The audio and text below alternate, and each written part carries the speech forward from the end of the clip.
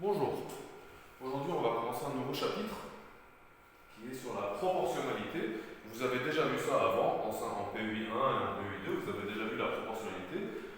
Mais je vais quand même vous rappeler qu'est-ce que c'est. Donc comment d'abord reconnaître une situation de proportionnalité, ça veut dire comment savoir si une situation c'est proportionnel ou pas.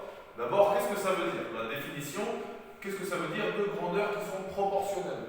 Je vais vous lire cette phrase, je ne sais pas si vous allez tout comprendre, mais on dit que deux grandeurs elles sont proportionnelles si les valeurs de l'une s'obtiennent en multipliant les valeurs de l'autre par un même nombre. Ce nombre, on l'appelle le coefficient de proportionnalité. Vous avez déjà vu tout ça, mais je vais vous le réexpliquer. Par exemple, en vous donnant un exemple.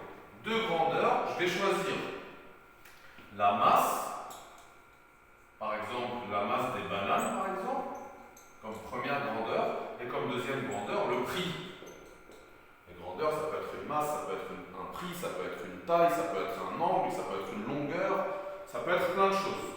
Donc là, on a choisi la masse des bananes et le prix des bananes. En général, la masse des bananes et le prix des bananes, en général, c'est proportionnel.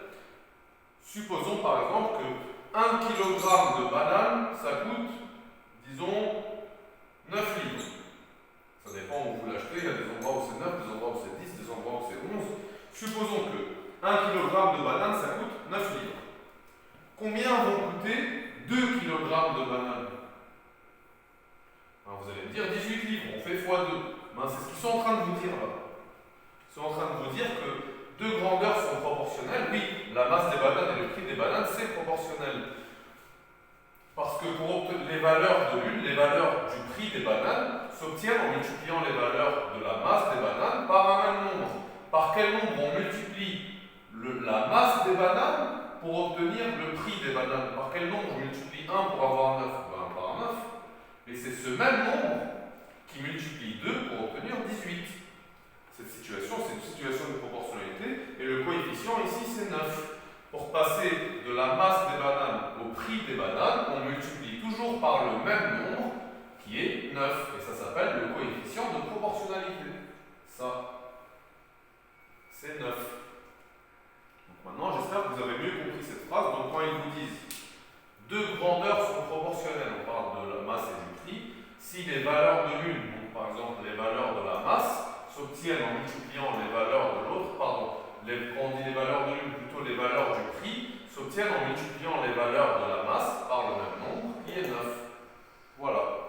Donc maintenant, pour déterminer si deux grandeurs représentées dans un tableau sont proportionnelles ou pas, on doit calculer les quotients des valeurs correspondantes. Je vais vous dire en fait ce qui veut dire qu'on calcule les quotients qu'il vous demande de calculer. En fait, quand on a un tableau de proportion, quand on a un tableau avec des valeurs, pour savoir si c'est proportionnel ou pas, on doit calculer, par exemple, 9 sur 1, 18 sur 2 et toutes les autres valeurs du tableau. Si on trouve toujours le même nombre, ça veut dire que c'est proportionnel.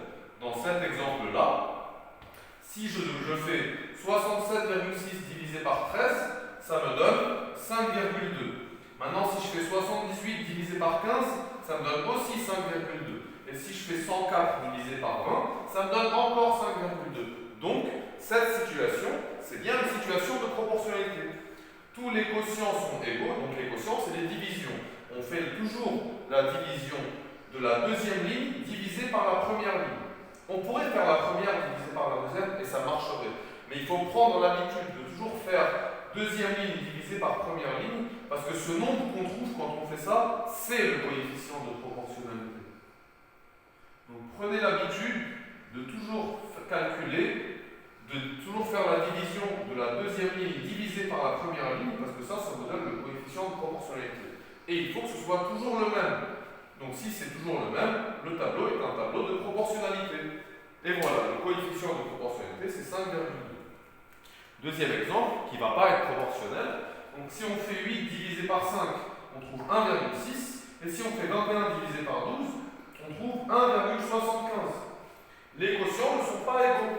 Donc ce tableau n'est pas un tableau de proportionnalité. Les grandeurs, la première grandeur et la deuxième grandeur, dans ce cas-là, ne sont pas proportionnelles. Dans ce cas-là, la première grandeur et la deuxième grandeur sont proportionnelles.